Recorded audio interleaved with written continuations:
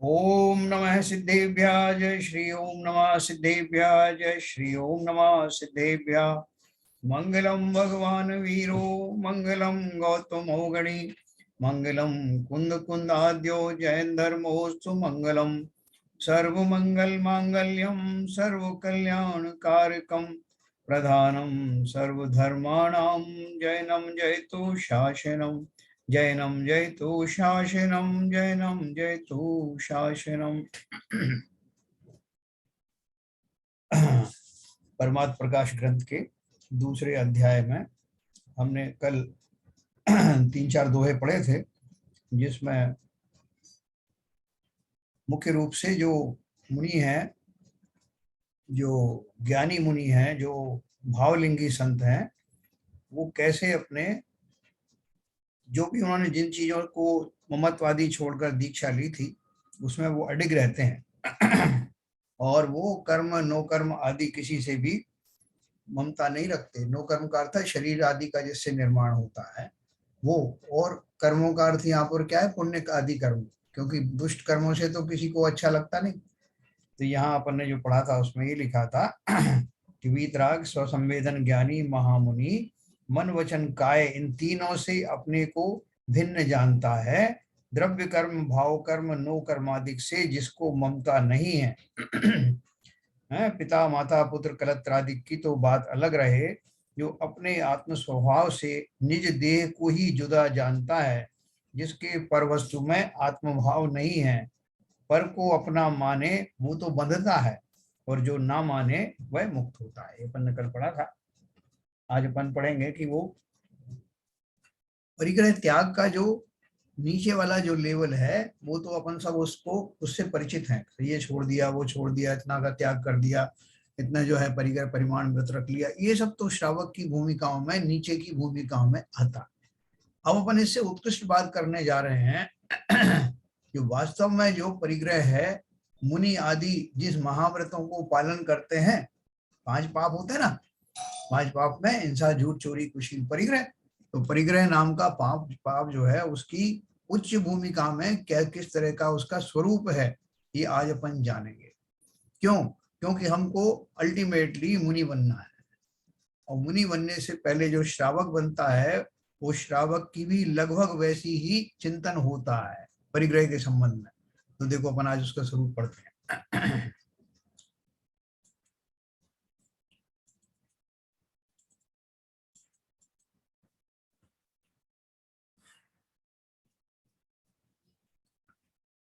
अब परिग्रह त्याग के व्याख्यान को 8 दोहों में कहते हैं, है ना। ये हमारा 87 नंबर का दोहा है। यस, 87। लेण इच्छई मूढ़ु पर भुवनु भी एहु अशेषु बहु विहिधम मिशीर्ण जिये दो ही भी एहु विशेषु। विशेष बातें क्या है इसमें देखना। तो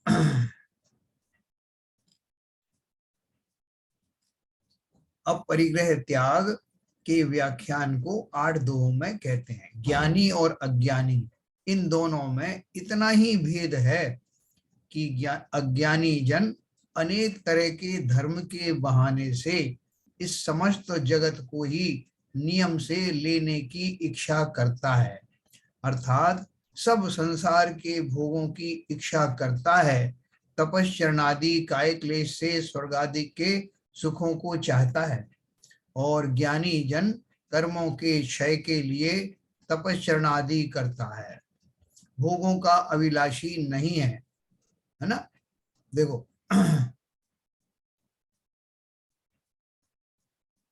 ये पूरा पढ़ लेते हैं भावार्थ में। वीतराग सहजानंद अखंड सुख के आस्वाद से जो शुद्ध आत्मा वही आराधने योग्य है, ऐसी जो रुचि वह सम्यक दर्शन, समस्त मिथ्यात्व रागादि आश्रव से भिन्न रूप उसी परमात्मा का जो ज्ञान वह सम्यक ज्ञान, और उसी में निश्चल चित्त की वृत्ति वह सम्यक चारित्र है। यह निश्चय रत्नत्रय रूप जो शुद्धात्मा की रुचि जिसके नहीं, ऐसा मूढ़ जन आत्मा को नहीं जानता हुआ और नहीं अनुभवता हुआ जगत के समस्त भोगों को धर्म के बहाने से लेना चाहता है, तथा ज्ञानी जन समस्त भोगों से उदास हैं। जो विद्यमान भोग थे वे सब छोड़ दिए और आगामी वांछा नहीं है, ऐसा जानना।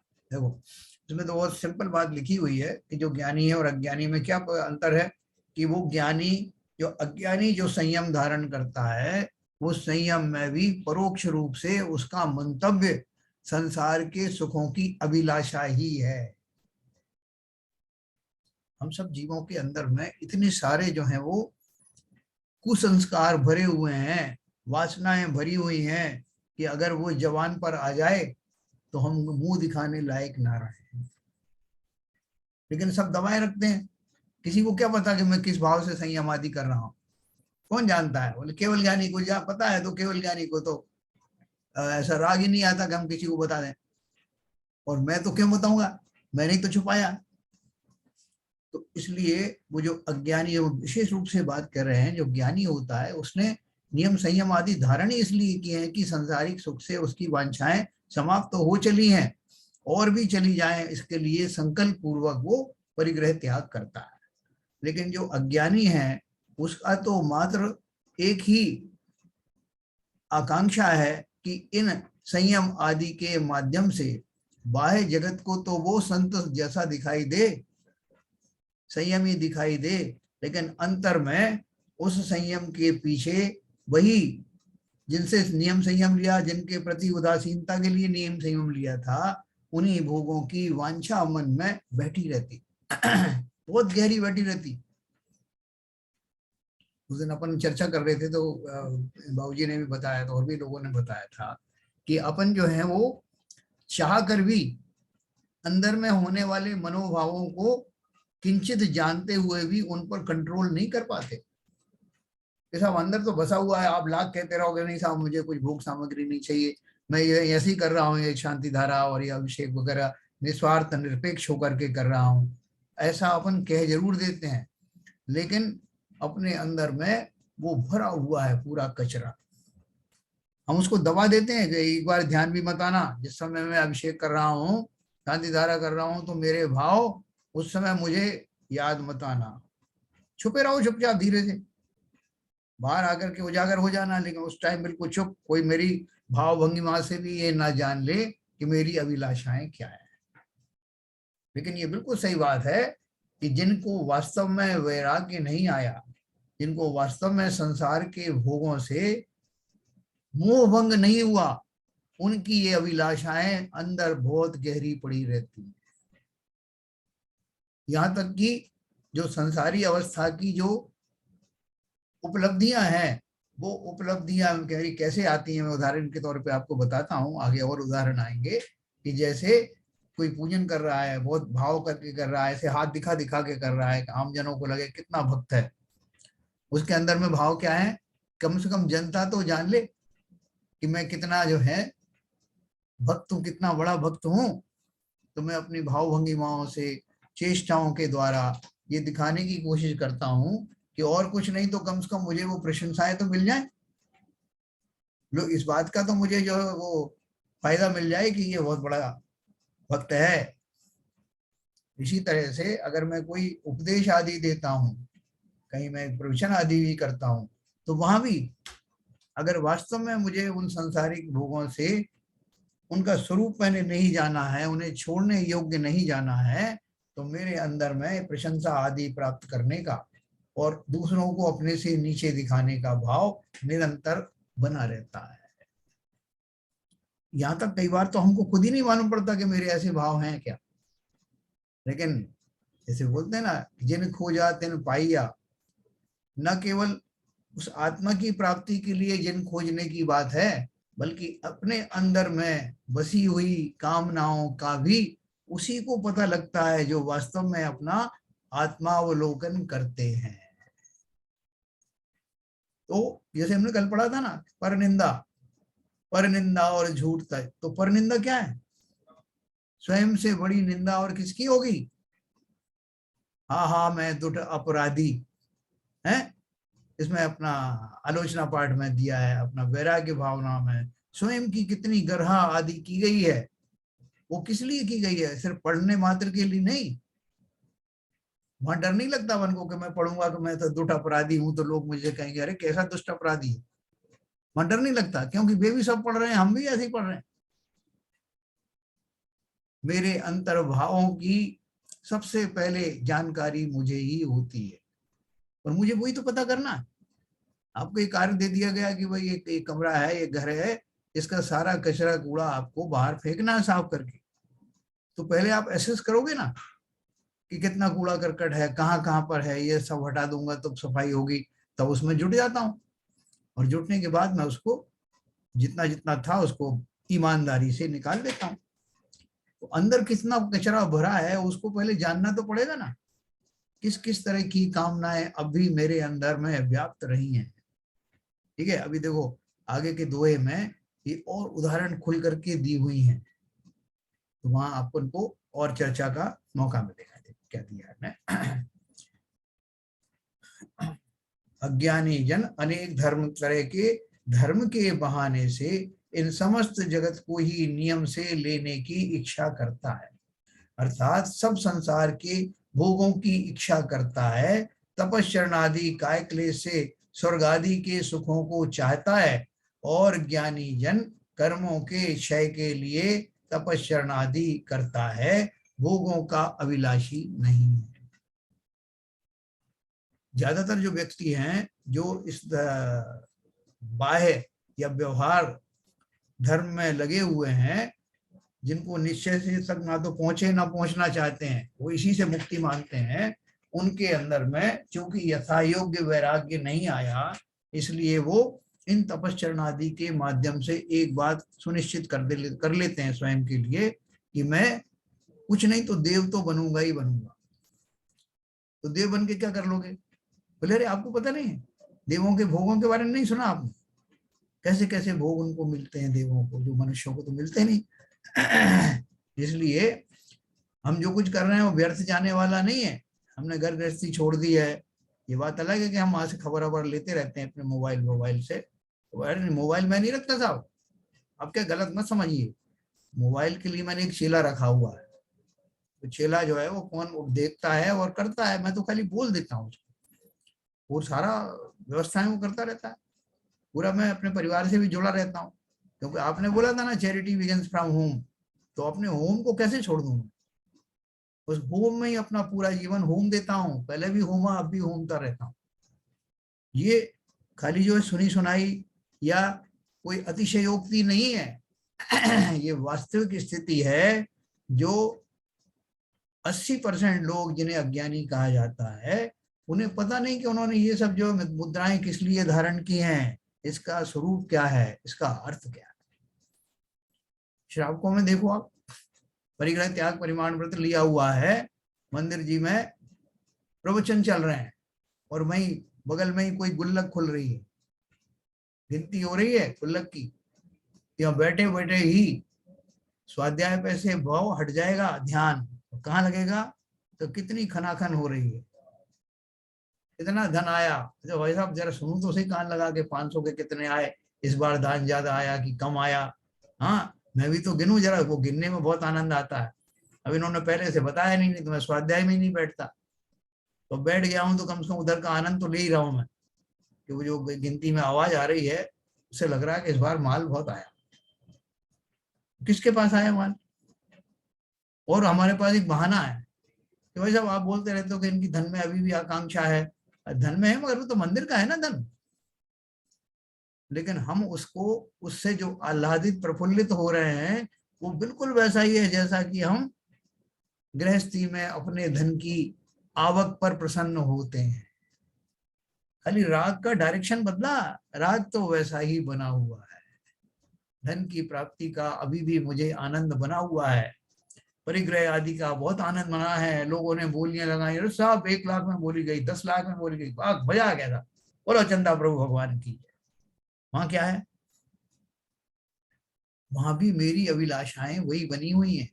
हम उसके ऊपर में एक लेबल लगा करके स्वयं को और दूसरों को छलते रहते हैं कि नहीं साहब मेरा वो राग नहीं रहा, डायरेक्शन बदल गया, राग वैसा ही है। बहुत सारे आपने त्यागी वृत्तियों को देखा होगा शिखर जी में, वो जिस भूमिका में है उस भूमिका में धन के बारे में सोचना भी पाप है, लेकिन वहां वो खड़े होकर स्वयं ही रसीद काट रहे हैं आते जाते व्यक्ति। उनके पास बहाना है, अपने लिए थोड़ी कर रहे हैं साहब, धर्म के लिए कर रहे हैं, मंदिर के लिए कर रहे हैं। लेकिन वो हमको शोभा देता है क्या जिस भूमिका में हम हैं? ये प्रसिद्ध प्रकट करता है कि हमारे राग कम नहीं हुए, हमने अपना रास्ता जरूर बदला, उसके ऊपर लेवल दूसरा लगाया, लेकिन राग तो बना ही हुआ है। और राग भी वो माफी योग्य नहीं है कि नहीं साहब वो मैं अपने लिए थोड़ी कर रहा हूँ, वो उसी जाति का है, मैं उसके लिए बहाने ढूंढ रहा हूँ। तो देखो यही बात उन्होंने आगे बताई। ऐसी जो रुचि व सम्यक दर्शन समस्त विख्यात रागादि आश्रव से भिन्न रूप उसी परमात्मा का जो ज्ञान वह सम्यक ज्ञान, और उसी में निश्चल चित्त की वृत्ति वह सम्यक चारित्र है। इसके लिए ज्ञानियों के लिए यह निश्चय रत्नत्रय रूप जो शुद्धात्मा की रुचि जिसके नहीं, ऐसा मूढ़जन आत्मा को नहीं जानता हुआ और नहीं अनुभवता हुआ जगत के समस्त भोगों को धर्म के बहाने से लेना चाहता है, तथा ज्ञानी जन समस्त भोगों से उदास हैं, जो मिथ्या जो विद्यमान भोग थे वे सब छोड़ दिए और आगामी वांछा नहीं है ऐसा जानना। ये सही जो दिशा में चलने वाले ज्ञानी है। देखो आगे और क्या लिखा है, आगे शिष्यों का करना, पुस्तक आदि का संग्रह करना, इन बातों से अज्ञानी तो प्रसन्न होता है और ज्ञानी जन इनको बंद के कारण जानता हुआ इनसे राग भाव नहीं करता, इनके संग्रह में लज्जावान होता है। देखो 88 नंबर का अपन पढ़ेंगे।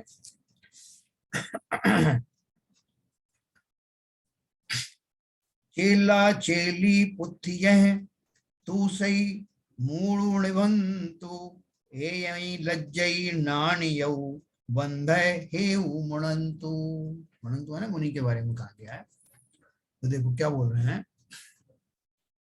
आगे शिष्यों का करना, शिष्यों करना मतलब शिष्य बनाना, पुस्तक आदि का संग्रह करना, इन बातों से अज्ञानी प्रसन्न होता है। खाली संग्रह कर लिया, कोई भी आए तो दिखाए, देखो साहब मेरा मंदिर देखो, आप मेरी लाइब्रेरी देखिए, कितनी पुस्तकें मैंने इकट्ठी की। हाँ साहब बहुत बढ़िया है, बहुत सारे मेरे चेले साहब, इतने इतने लोग जो है मेरे पास आते रहते हैं, मेरे सानिध्य में रहते हैं, लाभान्वित होते हैं। और ज्ञानी जन तो इनको भी उलझन का कारण मानता है। शास्त्रों को इकट्ठा करने का अर्थ क्या है? खाली दिखाने के लिए? अगर वो अध्ययन करने के लिए है तो दिखावा गाएगा, किसको दिखाना? अध्ययन करने के लिए अवश्य ही शास्त्र आदि लाए जाएं, बांचे जाएं, लेकिन खाली इस निमित्त से नहीं कि लोग देखेंगे तो मेरी प्रशंसा करेंगे कि कितनी बढ़िया लाइब्रेरी, सब ग्रंथ इनके यहाँ मौजूद था। तो यहाँ उन्होंने ये कहा, या मेरे इतने सारे शिष्य हैं, शिष्य बनाने की अभिलाषा से शिष्य मत बनाना।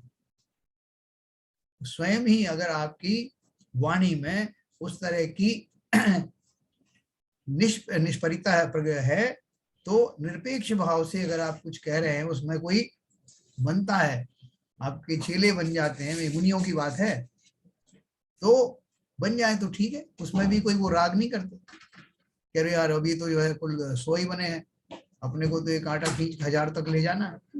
तो ये इनके इन प्रकार उसके भी उपाय करते रहते हैं, लोगों को अपना जो है उसके बारे में तरीके बताते हैं कि भाई साहब ऐसा करो, इतने इतने चेले बनना चाहिए, देखो मैं जो प्रवचन करता हूँ तो कितने लोग लाभान्वित होते हैं। ऐसे भाव ज्ञानी को नहीं आते।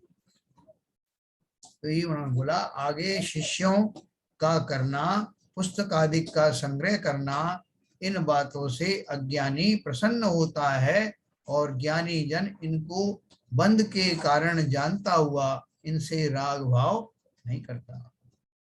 जैसे आना है भाई, जैसे सुनना हो सुनो, मैं तो स्वयं को सुना रहा हूं, है ना, कल अपन ने पढ़ी थी ना। ये ज्ञानी वास्तव में वो जो कोई प्रवचन भी करते हैं, किसी तरह का जो उपदेश देते हैं, तो वो उपदेश मूल रूप से उनको स्वयं को ही संबोधन देने के लिए होता है। बाकी लोग इसमें जुड़े तो अच्छा है, उनका भी लाभ हो जाए। तो ज्ञानी इसमें राग भाव नहीं करता। क्या लिखा है, ज्ञानी जन इनको बंध के कारण जानता हुआ। किनको बंध के कारण जानता हुआ? इस तरह के भाव रखना, जितने शिष्य बनाऊंगा उतना मेरा नाम होगा, जितनी पुस्तकें इकट्ठी करूंगा उतना लोग मुझे ज्ञानी मानेंगे, ऐसे भावों को धारण करना। क्योंकि ये इसमें मायाचारी भी है, मान कषाय भी है, लोभ कषाय भी है। इन सब कषायों के रहते हुए मेरा बंध ना हो, ऐसा संभव नहीं है। अज्ञानी जन चेला चेली पुस्तक आदि से हर्षित होता है, इसमें कुछ संदेह नहीं। और ज्ञानी जन इन बाह्य पदार्थों से शर्माता है, लज्जित होता है। क्यों लज्जित होता है? क्योंकि इन सबों को बंध का कारण जानता है। मैंने बहुत बड़ी अपनी गाड़ी रखी हुई है, उस गाड़ी में मैंने सब अपनी व्यवस्थाएं की हुई हैं और उसको मैं जस्टिफाई करता हूँ। कोई गाड़ी इसलिए रखी है कि कहीं मैं ऐसी जगह फंस जाऊं जहां पर कोई श्रावक आदि ना हो, तो वहां पर भोजनों की मेरी व्यवस्था कैसे होगी? उसी में एक बैग में मेरी जो पुस्तकें भी रखी रहती हैं, है ना, जिनसे कि मैं स्वाध्याय वगैरह करता हूँ। तो आप उसको जस्टिफाई करते हैं कि ये जो मैंने परिग्रह रखा है, इस परिग्रह के पीछे मेरा मजबूरियां हैं। और दूसरे लोग भी इस बात से जो कन्विंस हो जाए, ये बात तो सही है साहब, उनको कहीं ज्ञान के लिए चाहिए होगी तो कहाँ से लेके आएंगे? तो इसलिए वो उसके साथ में बैठ जाते हैं। इतना सब धना वो जो रखते हैं गाड़ी वाड़ी, और वो थोड़ी चलाते हैं, वो तो श्रावक लोग चलाते हैं, वो तो खाली अपनी स्वीकृति देते हैं। तो बोले ये सारी जो चीजें हैं, जो वास्तव में जो ज्ञानी है, उनसे कोई ये भी कह दे अगर मान लो कि आपके निमित्त से इतना इतना परिग्रह साथ में चल रहा है, तो वो लज्जित हो जाते हैं कि ऐसा क्यों हो रहा है। जिन्होंने सारी ग्रंथियों को छोड़ दिया, परिग्रह रूपी ग्रंथियों को छोड़कर जो निर्ग्रंथ बन गए, उनके साथ ये ग्रंथि रूपी परिग्रह का क्या काम? जो निर्भय होकर के मुनि बने, जिन्हें सुबह शाम के भोजन और पानी की भी कोई किंचित वांछा, अपेक्षा या किसी तरह का और राग नहीं होता, वे ही मुनि बनते हैं ना। अगर मेरा राग इस तरह की चीजों से जुड़ा रहा तो मैं वास्तव में, मुनि तो दूर की बात है, मैं श्रावक भी नहीं हूं। देखो उन्होंने आगे लिखा है क्या, इनके संग्रह में लज्जावान होता है। या उनको फलाने के इतने शिष्य साहब, बोलो फलाने की यो जय, उनको नहीं। ये जो उनके सामने विशेषण लगा करके जो बात की जाती है ना, मुझे याद है महुआ पारसनाथ में मैंने आपको पहले ही बताया था कि आचार्य श्री का प्रवचन चल रहा था, चातुर्मास चल रहा था, और उसी समय हम वंदना के लिए पहुंचे। पूरी सभा थी, मुनि संघ भी पूरा बैठा हुआ था, और नीचे भीड़ लगी हुई थी लोगों को। और वहां था वो, उन्होंने पंडितों ने और किसी ने जो प्रतिष्ठाचार्य थे, उन्होंने बोली लगानी शुरू कर दी, फलाने की इतनी बोली, ढिमके की इतनी बोली। वहां प्रवचन होने के लिए तैयार बैठे हुए वो, और उनको ज्यादा मालूम नहीं था कि ये सब क्या चल रहा है। और उसमें लगा रहे, बोली लगाते लगाते करीब 15 मिनट हो गए। उन्होंने आचार्य श्री ने टोका कि ये क्या हो रहा है, लोग इसके लिए आए यहाँ या मैं इसके लिए बैठा हूँ? तो उन्होंने क्षमा तो या मांगी, लेकिन उन्होंने धीरे से क्या कहा कि महाराज ये बात सही है कि ये काम जो है उचित नहीं है आपकी प्रेजेंस में। ये भी तो राग ही है ना, बजाय उनको वीतरागी होने का मार्ग बताने वाले के बीच में हम आकर व्यवधान पैदा कर रहे हैं। मगर हमारी मजबूरी है महाराज, क्योंकि आपकी प्रेजेंस में ये लोग दान देते हैं, आप हटे वहां तो कोई पैसा नहीं देगा। तो मेरा कहने का अर्थ क्या है कि जितने ज्ञानी हैं वो इस बात को बखूबी समझते हैं कि मेरी कितनी, और वहां उनके वो तारीफें करते ना कि महाराज आचार्य श्री ने फलानी जगह यूं किया, ढिमकी जगह यूं किया। उनका नथिंग डूइंग, ये सब प्रशंसाबाजी नहीं चलेगी। काम की बात करो, तुम्हें अगर जो बोली वोली लगाना तो हमको बाद में बुलाना, पहले निपट लो। तो काफी कुछ हुआ है। तो यहाँ अपन क्या उसमें से निकाल रहे हैं कि जो ज्ञानी है उन्हें इस बात की, उनकी प्रशंसा इस फॉर्म में अगर आप करते हो, पहले तो किसी भी फॉर्म में उन्हें प्रशंसा पसंद नहीं, लेकिन अगर करते भी हो तो आपने चलो ये बोल दिया कि इनके उपदेश से हमें मुक्ति का मार्ग मिलता है, चलो फिर भी गनीमत है। लेकिन आपने बोल दिया इनकी प्रेजेंस में देखो फलानी जगह पे इतने करोड़ रुपए का कलश स्थापित हुआ था, और यहाँ भी होगा, हमारी पूरी उम्मीद है आप इसका लाभ लेंगे, और ये सब चीज उनको नहीं बर्दाश्त, क्योंकि राग किसी भी प्रकार का हो, वीत राग को तो वो खटकता ही है। तो उन्होंने बोला इनके संग्रह में लज्जावान होता है, अज्ञानी जन चेला चेली पुस्तक आदि से हर्षित होता है, इसमें कुछ संदेह नहीं है। और ज्ञानी जन इन बाह्य पदार्थों से शर्माता है, क्योंकि इन समों को बंध का कारण जानता है। भावार्थ है, सम्यक दर्शन, सम्यक ज्ञान, सम्यक चारित्र रूप जो निज शुद्ध आत्मा उसको ना श्रद्धान करता, ना जानता और ना अनुभव करता, जो मूढ़ात्मा वह पुण्य बंध के कारण जिन दीक्षा दान आदि शुभ आचरण और पुस्तकादिक उपकरण उनको मुक्ति के कारण मानता है। वो ध्यान से सुनना, क्या बोला उन्होंने, जो निज शुद्ध आत्मा उसको तो श्रद्धा नहीं करता, ना उसको जानता है, ना अनुभव करता है, लेकिन फिर भी उसने जिन दीक्षा आदि धारण कर ली, इसलिए धारण कर ली, जो मूल आत्मा वह पुण्य बंध के कारण जिन दीक्षा दान आदि शुभ आचरण और पुस्तक आदि उपकरण उनको मुक्ति का कारण मानता है। इसलिए दीक्षा ली थी मैंने तो भाई साहब। वो किस लिए ली थी? बोले ऐसा था, अभी अपन से चूंकि चर्चा चली, इस तरह के सब तरह के शास्त्रों में आता है कि कुछ लोगों ने दीक्षा इसलिए ले ली कि उनके ऊपर बहुत ज्यादा परिवार का बोझ आ गया था या बहुत कर्जा हो गया था।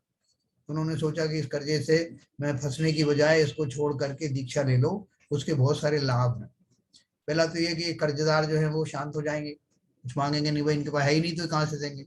और दूसरा ये कि प्रतिष्ठा होगी और देवादि भी बनेंगे, संसार के जो भोग अभी पूरी तरह मिल नहीं पाए हैं वो सब मिल जाएंगे। ऐसी अभिलाषाएं होती हैं अंदर में, शास्त्रों में ही लिखा है। इसलिए उन्होंने कहा वह पुण्य बंध के कारण जिन दीक्षा दान आदि शुभ आचरण और पुस्तक आदि उपकरण उनको मुक्ति के कारण मानता है, और ज्ञानी जन इनको साक्षात पुण्य बंध के कारण जानता है, परंपरा से मुक्ति के कारण मानता।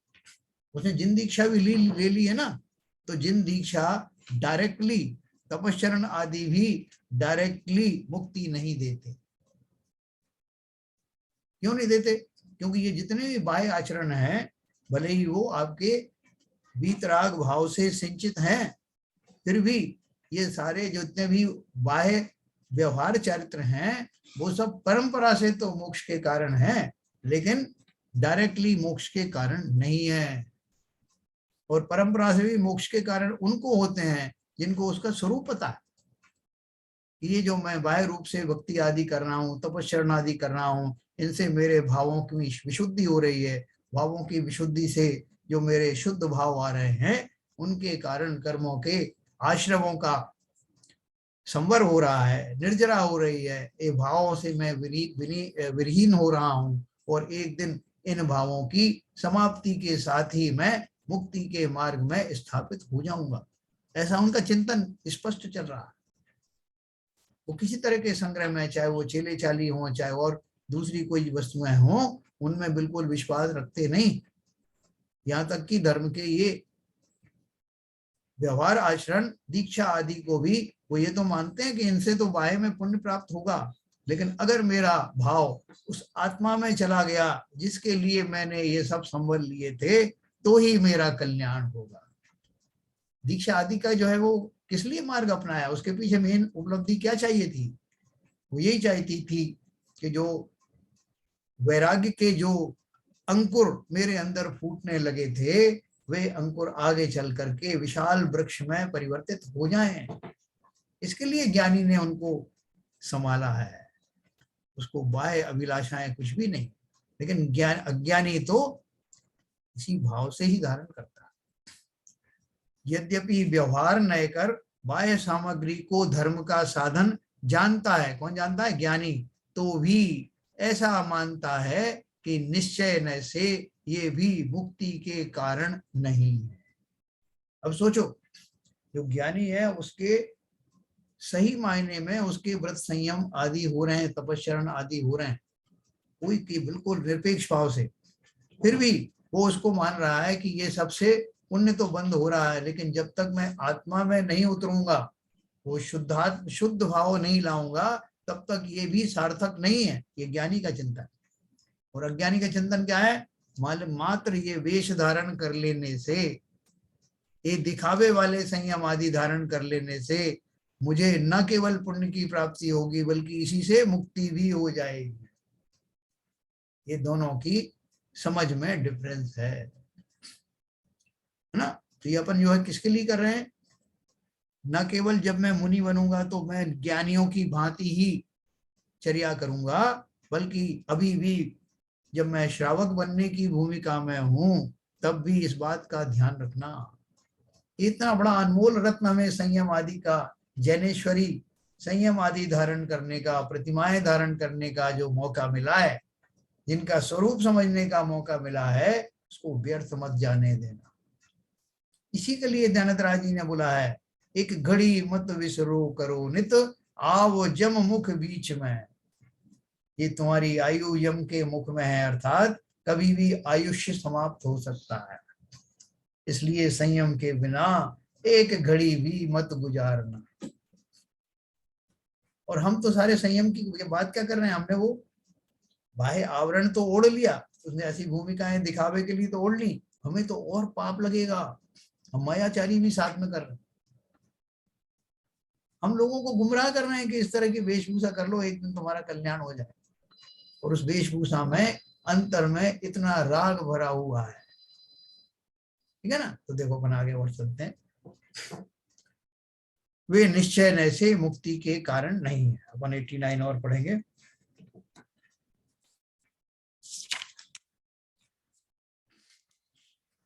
चट्टही पट्टही कुंडिय चेला चेलिये, मोह जने विणु मुनिवर है, उपही पाड़ी ते।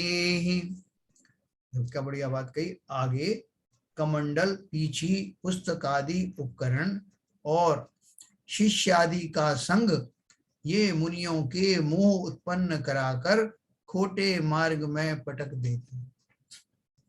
पीछी, कमंडल, पुस्तक और मुनि श्रावक रूप चेला, अर्जिका, श्राविका इत्यादि चेली, ये संग मुनिवरों को मोह उत्पन्न कराकर वे उन मार्ग में डाल देते हैं। देखो ये बात जो है, क्योंकि अपन अब इस भूमिका में आ गए हैं, इसलिए अपन यहाँ चर्चा कर रहे हैं। बाकी तो इस तरह की चर्चा भी ना तो लोग करने देते हैं और ना ही उसमें उसका अर्थ समझते हैं। उनको लगता है ये मुनि निंदा है, मुनियों के बारे में बात कर रहे हो, ये मुनि निंदा है। लेकिन वास्तव में मुनि कहते किसे हैं, उसका स्वरूप जब तक हम नहीं समझेंगे, तब तक हम सच्चे मुनि बनेंगे कैसे। हम किसी की निंदा नहीं कर रहे हैं। शास्त्रों में जो वास्तविक ज्ञानी और मुनि का स्वरूप बताया है, उसको अपन जानने की चेष्टा कर रहे हैं, जिससे कि जब मैं उस भूमिका में प्रविष्ट हूं तो मैं कहीं भ्रमित ना हो जाऊं। हम अपने स्वांत सुखाय के लिए, अपने अपने स्वयं के लाभ के लिए सब जानना है, किसी की निंदा का भाव नहीं। तो क्या लिखा उसमें आगे, पीछी, कमंडल, पीछी, पुस्तकादि उपकरण और शिष्यादि का संग ये मुनियों को मोह उत्पन्न कराकर खोटे मार्ग में पटक देते हैं। मेरे इतने चेले हैं, मेरे इतना ये है। पीछी, कमंडल, पुस्तक और मुनि श्रावक रूप चेला, अर्जिका, श्राविका इत्यादि चेली, ये संग मुनिवरों को मोह उत्पन्न कराते हैं, वे उन मार्ग में अर्थात खोटे मार्ग में डाल देते हैं। एक निर्वाण सागर महाराज आए थे, 101 साल की एज थी उनकी जब मैं उनके दर्शन करने गया विदिशा में। तो वो बहुत सिंपल, बहुत ही भोले और सरल भाषा में, बुंदेलखंडी खंडी भाषा में ही जो है वो प्रवचन आदि करते थे, बहुत ही ऐसे निष्प्रय थे एकदम। तो वो एक बार बता रहे थे, उनका क्या था, वो माइक वगैरह भी कोई लगा देता था तो उनको वो नहीं लगाने देते थे। उनको ऐसा भाव नहीं आता था कि इतने लोग सुनेंगे आप माइक लगेगा तो बल्कि लोगों उनको मालूम पड़ जाए कि माइक लगा है तो वो उठ के चले जाते। तो एक बार उनको क्या किया कि बहुत भीड़ इकट्ठी हुई सुनने के लिए, और उनको समझ में नहीं आ रहा है कि हमने माइक यहाँ लगाने नहीं दिया और लोग इतने कहाँ से आ रहे हैं। तो उन्होंने पूछा किसी से, कहा है भैया हमने तो माइक वाइक कछु लगाओ नहीं, इन्हें कैसे मालूम पड़ गई, कहते हम बैठे। तो लोगों ने क्या किया, बहुत सेंसिटिव किस्म के वो जो है ना माइक्रोफोन लगा दिए दूर से, और उनकी वाणी सब जगह जा रही थी, और लेकिन वो छुपते छुपाते लगाए थे कि महाराज को नहीं मालूम पड़ा।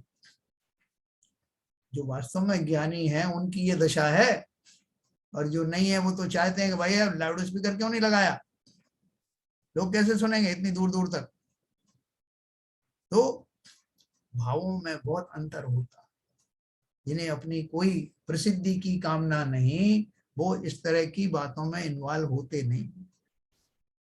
जैसा बहुत सारे लोग आएंगे, बहुत सारी गाड़ियां आ रही हैं, देखो कितने कितने लोग बाहर से सुनने आ रहे हैं, तो महाराज को खुश करने के लिए बोल रहे हैं, महाराज आपकी वाणी में बहुत दम है, देखो कितने लोग आए। उनको ये सब नहीं चाहिए ज्ञानी हो। ये एक मामूली सा अंतर मैंने आपको बताया, इससे और आगे समझ लेना। तो देखो उन्होंने क्या बताया, वे उन्मार्ग में डाल देते हैं ऐसे मोह करके कि किनके कितने श्रावक हैं, कितनी आरिकाएं इनके संग में हैं, कितनी श्राविकाएं हैं, कितने जो और मुनि आदि हैं, इस तरह का उनको मोह उत्पन्न करा देते हैं। और मोह उत्पन्न कराने वाले भी उतने ही दोषी हैं जितने की जिनमें मोह उत्पन्न होता है वे हैं। कोई लाख करे कोशिश, अगर मुझे नहीं करना तो नहीं करना, मैं उनमें मोहित नहीं होता। मैं अपनी चर्याओं को, अपनी शुद्ध संयम आदि धारण करने के लिए इस पथ पर निकला हूं। मुझे इससे क्या लेना देना कि कितने लोग साथ चल रहे हैं और क्यों चल रहे हैं।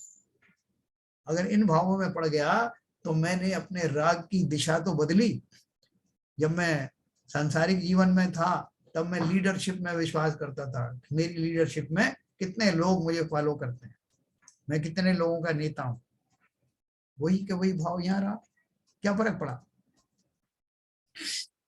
तो इसलिए उन्होंने बोला, आगे आगे एक बहुत अच्छा दृष्टांत आने वाला है कि जब किसी को कोई रोग हो जाता है तो वो औषधि का सेवन करता है, और वो औषधि अगर जो है वो मीठी हो या अच्छी टेस्टी हो तो वो औषधि का ही इतना सेवन करने लगता है कि वही आफत बन जाती है। देखो क्या लिखा उन्होंने, जैसे भावार्थ, जैसे कोई अजीर्ण के भय से मनोज्ञ आहार को छोड़कर लंघन करता है, लंघन माने उपवास करता है, पीछे अजीर्ण को दूर करने वाली कोई मीठी औषधि को लेकर जिह्वा का लंपटी होकर मात्रा से अधिक लेकर औषधि का ही अजीर्ण करता है। ये बहुत बढ़िया लगी साहब, दवाई खा रहे थे किस लिए कि वो जो अजीर्ण हो गया था नीचे, जो अजीर्ण हो गया था उस अजीर्ण को दूर करने के लिए औषधि का सेवन किया, लेकिन वो औषधि इतनी ज्यादा खा ली कि उसके अपना अजीर्ण हो गया। बोला अजीर्ण को दूर करने वाली कोई मीठी औषधि को लेकर जिह्वा का लंपटी होकर मात्रा से अधिक लेकर औषधि का ही अजीर्ण करता है, उसी तरह अज्ञानी कोई द्रव्यलिंगी यदि विनयवान पतिव्रता स्त्री आदि को मोह के डर से छोड़कर जिन दीक्षा लेकर अजीर्ण समान मोह के दूर करने के लिए वैराग्य धारण करके औषधि समान जो उपकरण आदि उनको ही ग्रहण करके उन्हीं का अनुरागी होता है, उनकी वृद्धि से सुख मानता है, वह औषधि का ही अजीर्ण करता है। जैसे किसी ने मान लो जो उपकरण आदि किस लिए लिए थे, पीछी कमंडल धारण किस लिए किया था, कि वो वैराग्य के मार्ग पर चलने के लिए आवश्यक संयम के उपकरण थे। और मैंने क्या मान लिया कि भाई अब मेरी पीछी उनसे ज्यादा अच्छी, मेरा जो कमंडल है ज्यादा थोड़ा अलग कलर रखना साहब, मुझे अपना कैलेंडर अलग दिखना चाहिए कमंडल। और अपनी पतिव्रता स्त्री को छोड़ करके वैराग्य धारण किया, स्त्री मात्र के प्रति होने वाले ममत्व को हर प्रकार छोड़ दिया, शील की 9 वाणों का पालन किया, स्त्रियों से सज्जित होने वाले भूमि पर विचरण करना छोड़ दिया, उनकी सैयाओं पर बैठना छोड़ दिया, उनसे वार्तालाप करना छोड़ दिया, और जब मुनि हुआ तो आसपास इतनी स्त्रियां, कोई श्राविका है, कोई जो है वो छुल्लिका है, कोई आरिका है, इतनी सारी मेरे आसपास, उनके प्रति होने वाला किंचित भी आकर्षण किसी भी रूप में हमारे ब्रह्मचर्य को खंडित करने वाला। अपनी स्त्री तो छोड़ दी, लेकिन वो भाव जो छोड़ने के भाव थे, छोड़ने का अर्थ क्या है? मैं अपने राग के परिणामों को ही भोगता हूं, उन्हीं से अलग होकर के वीतराग होता हूं। अगर वो मेरे परिणाम बने रहे तो मैं जंगल में रहूं या नगर में, मैं एक जैसा ही हूं। जंगल में रहकर भी मेरे जो है वीतराग कहाँ आया? मैंने तो देखा आज जब ध्यान करता हूँ कि अच्छा कितने लोग थे मेरे संग में, कितनी उसमें जो है आरिकाएं थी, कितनी जो है छुल्लिकाएं थी, कितनी वो थी श्राविकाएं थी, उनके संग से तो मेरा संग बड़ा है। वो कितने लोग आए थे, साधारण ग्रस्त लोग कितने मेरे आते हैं सुनने के लिए। ये सब जो भाव हैं ये सामान्य भाव नहीं है। किनके लिए? मुनि के लिए असामान्य भाव है। लेकिन ऐसे भाव आते हैं, ये काल्पनिक नहीं है, कल्पना में नहीं बताया, नहीं तो योगेंदु देव जी यहाँ इस तरह का हिंट नहीं देते। और इनकी साधना ऐसा नहीं कि मुनि होने के बाद में छूट जाती, एकदम श्रावक पने से ही करनी पड़ती है। मुनि पद ऐसा नहीं है कि कल तक तो मैं बहुत रागी था और आज दूसरे दिन से वीतरागी हो गया। जब तक भली प्रकार वीतरागपना हमारे जीवन में ना आ जाए, वही वीतरागपना तो खैर नहीं, वैराग्य जैसे कहते हैं, वो जब तक ना आ जाए हमारा मुनिपना सार्थक होने वाला नहीं। हम कहीं भी हम उसमें शिथिल हो जाएंगे, और फलता है उसको ढकने के लिए शिथिलाचार का सहारा लेंगे। देखो ये बातें बहुत गहराई से समझना। मैं फिर आपको बता रहा हूँ, ये किसी व्यक्ति विशेष के लिए नहीं, ये हम सबको सावधान करने के लिए है कि मैं श्रावक बनूं तो कैसा श्रावक बनूं। परिग्रह के बहाने नहीं था, मैंने परिग्रह थोड़ी किया, मैंने कौन सा जो है अपना कार खरीदी है, फ्लैट खरीदा है, या जो एसी खरीदा है, तो मैं तो अपरिग्रही हूं ना। वस्तुओं से राग और परिग्रह नहीं होते, वस्तुएं तो वैसे ही अलग हैं। उनके प्रति होने वाले ममत्व को, जो उनकी एब्सेंस में भी हो सकते हैं, होते ही हैं, उसी को वास्तव में परिग्रह कहते हैं, उन भावों का रखना। और परिग्रह सीधा 5 पापों में विशेष पाप है। और सबसे बड़ा परिग्रह कौन सा है? मिथ्यात्व। ये सब जो मैं अज्ञानी बना हुआ उन चीजों में आनंद ले रहा हूं उसकी आड़ में, ये सब मेरे मिथ्यात्व दशा का ही कमाल है।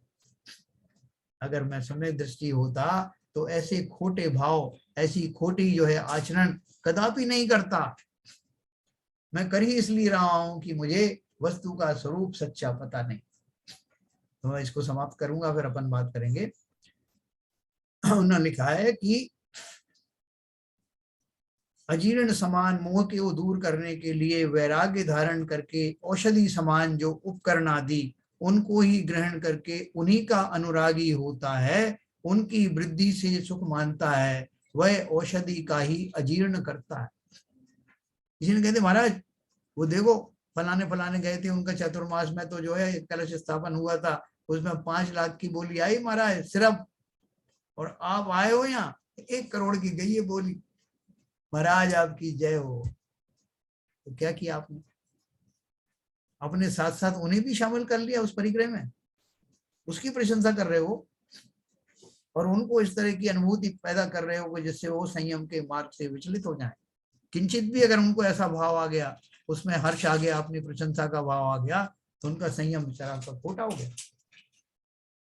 तो इसलिए वो तो दोषी होंगे जो इस रूप परिवर्तित हो गए, लेकिन जिन्होंने इस तरह के भाव पूर्वक उनको उकसाने की कोशिश की, वो भी पाप के कम भागी नहीं है। तो उन्होंने लिखा उनकी वृत्ति से जो सुख मानता है वह औषधि का ही अजीर्ण करता है। मात्रा प्रमाण औषधि लेवे तो वह रोग को हर सके। यदि औषधि का ही अजीर्ण करे, मात्रा से अधिक लेवे तो रोग नहीं जाता, उल्टी रोग की वृद्धि ही होती है, यह निसंदेह जानना।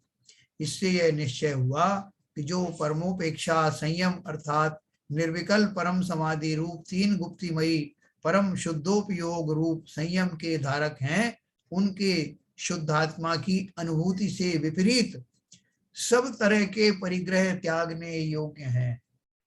उनसे पूछो महाराज परिग्रह की वो बताओ आप परिभाषा, तो क्या कहेंगे? निज आत्मा के चिंतन के अतिरिक्त जो कुछ भी है सब परिग्रह। ऐसी परिभाषा हमको पसंद नहीं आई। अरे साहब ये तो आपने एकदम नीरस बना दिया। और उनके शुद्धात्मा की अनुभूति से विपरीत सभी परिग्रह त्यागने योग्य हैं। शुद्धोपयोगी मुनियों के कुछ भी परिग्रह नहीं है, और जिनके परमोपेक्षा संयम नहीं है लेकिन व्यवहार संयम है, उनके भाव संयम की रक्षा के निमित्त हीन संगनन होने पर उत्कृष्ट शक्ति के अभाव से यद्यपि तप का साधन शरीर की रक्षा के निमित्त अन्न जल का ग्रहण होता है, उस अन्न जल के लेने से मल मूत्रादि की बाधा भी होती है। ये समझना, ये पीछी कमंडल आदि मुनि क्यों रखते हैं, क्या मजबूरी है? उतना मिनिमम परिग्रह जो उनको अलाउड है वो क्यों है अलाउड? तो क्या लिखा, उस अन्न जल के लेने से मल मूत्रादि की बाधा भी होती है, इसलिए शौच का उपकरण कमंडलू और संयम उपकरण पीछी और ज्ञानोपकरण पुस्तक इनको ग्रहण करते हैं, तो भी इनमें ममता नहीं है। तो जहां जाते हैं वो पुस्तक आदि वहां के श्रावक मुहैया कराते हैं, अवेलेबल कराते हैं, और वो वहीं छोड़ के चले जाते हैं। उन्हें इस बात का नहीं रहता वो किताब कहाँ गई, जो हमने वहां रखी थी वो झोले में वो कहाँ चली गई, है ना। तो ये जो पीछी कमंडल उनसे ही बहुतों को बहुत मोह हो जाता है। नहीं होता तो यहाँ इस तरह की बात आती नहीं। प्रयोजन मात्र प्रथम अवस्था में धारण करते हैं। प्रथम अवस्था मतलब ज्ञानी भी जो मुनिराज हैं वो प्रारंभिक भूमिकाओं में इनके जो चलता है, उसके बाद की ऊपर की भूमिकाओं में तो ये सब अपने आप छूट जाते हैं ना।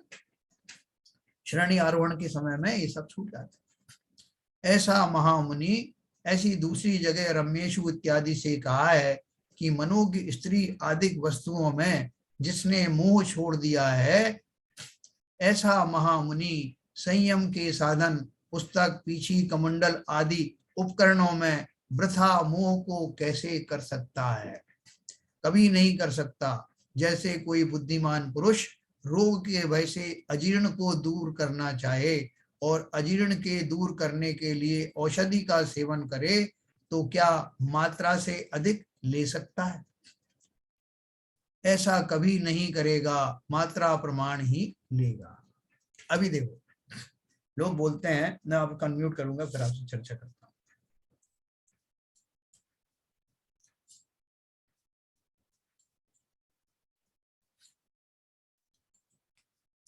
हाँ सर, मेरा एक क्वेश्चन है यहाँ पर। हाँ बोलिए। ये किताब कब की लिखी हुई है? कब की लिखी है? देखो इसमें जो मेरे पास जो संस्करण है, मतलब 100 साल पुरानी तो हमने देखी थी कि भाई 1901 में कुछ कहीं से छपी थी ये। हाँ तो आप समझ लीजिए तो 100-150 साल पुरानी तो है किताब। इसमें हाँ बिल्कुल है, बिल्कुल है। तो योगेंद्र देव जी को कैसे मालूम था कि ये सारी जो आने वाले समय में मुनियों की ये व्यथा होगी? देखो आने वाले समय में तो थोड़ी ज्यादा हो रही है पंचम काल में, लेकिन चतुर्थ काल में भी ऐसे लोग अवश्य होते होंगे। ऐसा नहीं कि चतुर्थ काल में सारे लोग निर्दोष ही होते थे, क्योंकि ये जो अगर ये नहीं ऐसा नहीं होता, इतनी कैटेगरी बनाई गई है, कितने सारे के मुनि बताए गए हुए हैं, तो वो सारी चीजें उन्होंने कैटेगरी में कैसे किसके भाव चलते हैं ये भी बताया। और देखो एक मूल रूप से जो इसमें बात कही गई ना कि औषधि उतनी ली जाती है जितनी की जरूरत होती है, उससे ज्यादा नहीं। इसका अर्थ क्या है कि पीछी कमंडल और पुस्तक ये तीन चीजों को छोड़ करके कोई ये कहने लगे कि साहब जब ये चीजें ले रहे हैं आप, तो ये भी किंचित परिग्रह तो है ना, तो क्यों ना एक चश्मा भी लगाया जाए, क्यों ना अपने दांतों की बत्ती सी बनवा दी जाए। फिर कोई और आगे की बात करेगा, साहब आज का जमाना चल रहा है आगे कोई संकट हो सकते हैं, तो क्यों ना एक मोबाइल भी रखा जाए। और ये जो अपन जो गाड़ी वाड़ी चलाते हैं उसमें सब रखते हैं, भोजन आदि की व्यवस्था रखते हैं, आहार की, वो कोई मुनि थोड़ी कहते हैं, वो तो श्रावक अपनी भक्ति बस ले जाते हैं।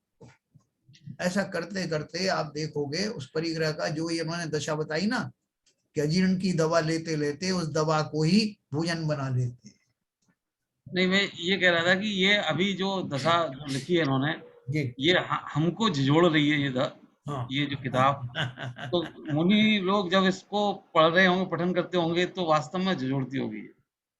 क्योंकि ये ऐसी है, इसमें से जो जो भी उन्होंने दशाएं बताई हैं, मैं मुनि संघ की कोई मैं बुराई नहीं कर रहा हूँ, हाँ। लेकिन उसमें से कुछ जो बातें हैं, उसमें से जो लास्ट के पैराग्राफ में बहुत सारी बातें हैं, जी। वो स्वतः ही सब में समान हैं।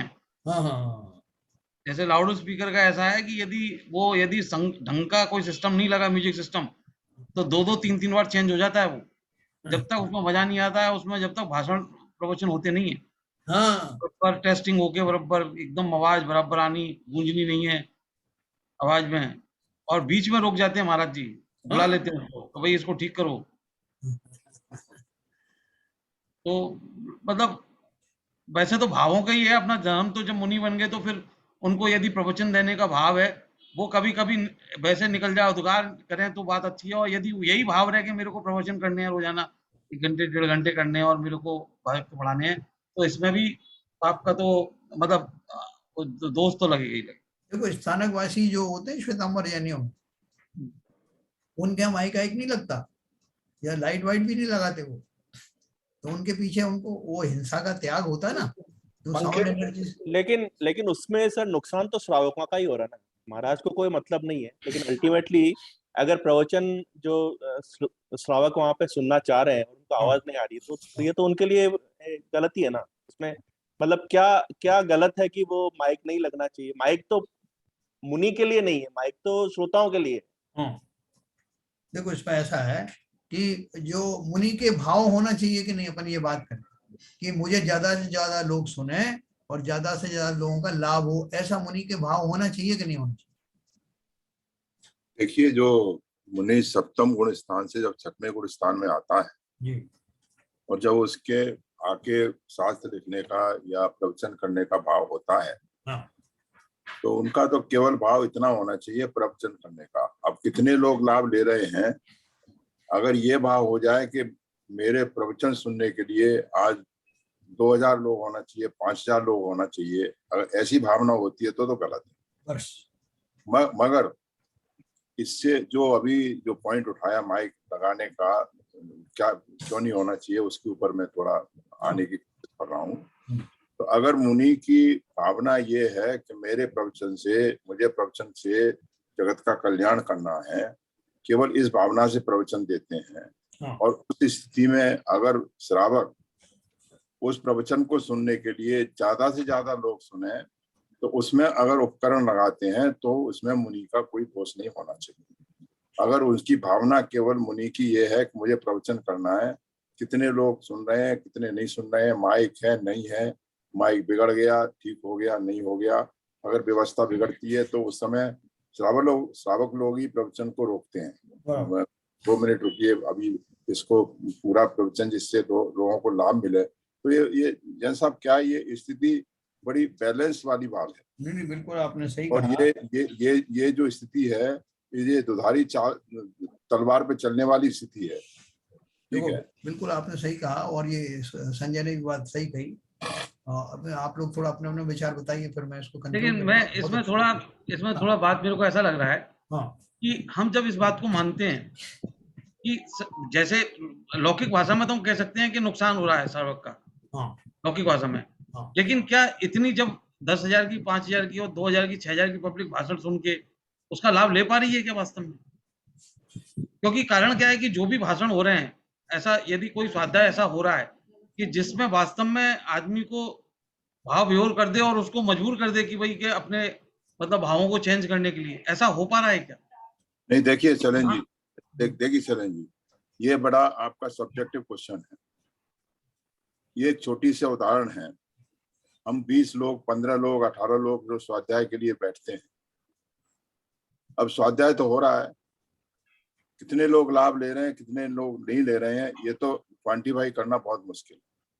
और दूसरी चीज ये है वास्तु स्थिति, अगर कोई मुनि बहुत बढ़िया व्यक्ता है, उपदेश दे रहा है, बहुत ही मार्मिक उपदेश चल रहे हैं, वो सब लोग सुन रहे हैं तन्मयता से, उस समय वो सांसारिक भावों से अलग होके उस समय में अगर उनकी लगन उस भाव पर प्रवचन सुनने में लगी हुई है तो वो शुभ भाव में तो है उस समय।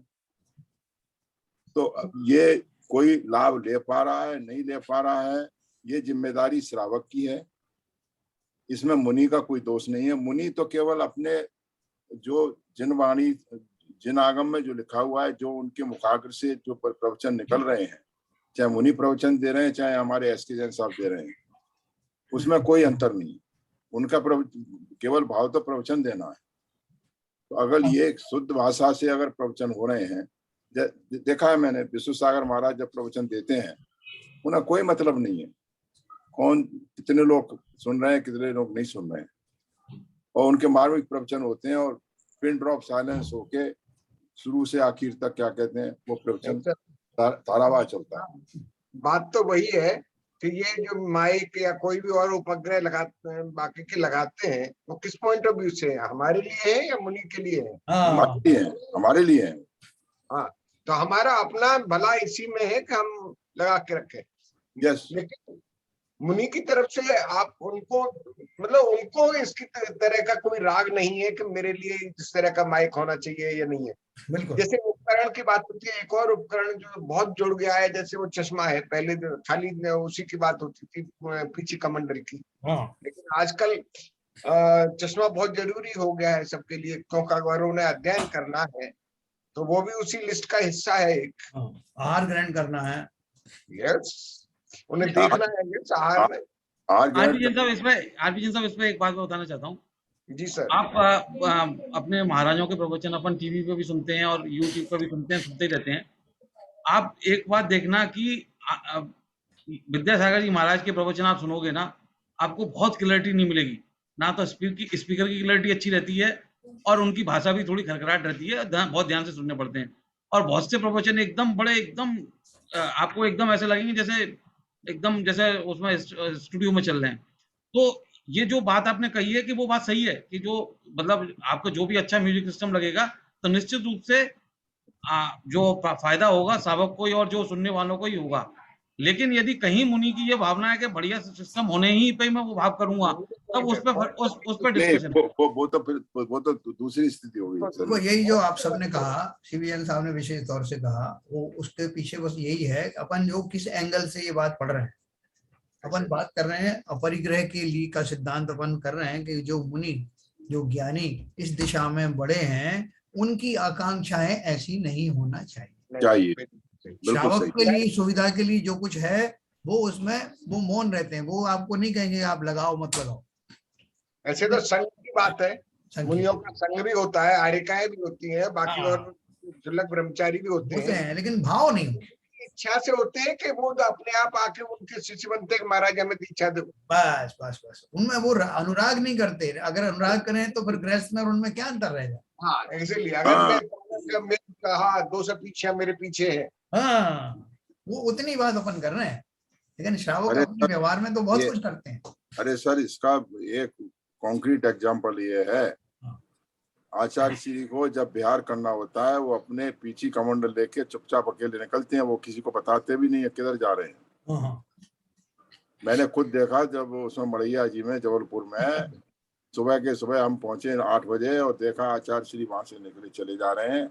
सोचा सामने उसमें आश्रम में जा रहे होंगे, देखा तो वो तो बिहार कर गए और फिर देखा तो सारे मुनि पट पट पट पट पट भाग रहे हैं उनके पीछे। बिल्कुल सही बात। तो देखो अपन ने आज जो चर्चा करी उसका मूल उद्देश्य खाली इतना था कि जब हम मुनि बने तो मुनिपना सार्थक करें, जैसा मुनि का स्वरूप बताया है, या श्रावक हैं तो श्रावक का भी जैसा स्वरूप बताया है, हम वास्तव में वैसे ही श्रावक या मुनि बने। हमें बाकी सब क्या कर रहे हैं इसका कोई मतलब नहीं है। उन भूमिकाओं में मेरे संग भी होगा, जैसे आरपीएन साहब बोल रहे हैं, मुझे वो सारे उपकरण भी हैं जो पीछे कमंडल आती हैं, लेकिन उनसे भी किसी प्रकार का राग ना हो, इस बात को सचेत करने के लिए ये व्याख्या की गई। हाँ, इसका अन्यथा अर्थ नहीं लगाना ना लगाया जाए, ना अपन जो कोई और की बात कर रहे हैं। तो कल इसी श्रृंखला में कुछ और उदाहरण जो है योगेंदु देव जी ने दी हुई हैं कि कृष्णों शादी क्यों करते हैं, कैसे करते हैं, उस समय क्या भाव होना चाहिए। तो अपन सब जो है कल फिर से इस बात को सुनेंगे और लाभान्वित होंगे। बहुत बढ़िया, बहुत बढ़िया। स्तुति करेंगे।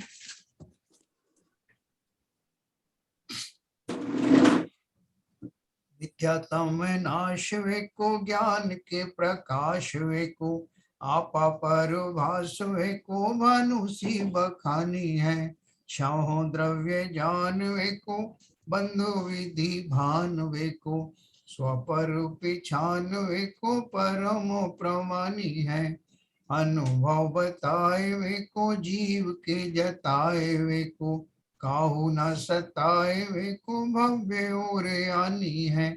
जहाँ तहाँ तार वे को, पार के उतार वे को, सुख विस्तार वे को, यही जिनवाणी है। हे जिनवाणी भारती तो जपू दिन रैन, जो तेरी शरणा गए सो पावे सुख चैन। जा वाणी के ज्ञान ते सूझे लोकालोक, सो वाणी मस्तक धरूं सदा देतु धूप। जिनवाणी माता की जय। जय।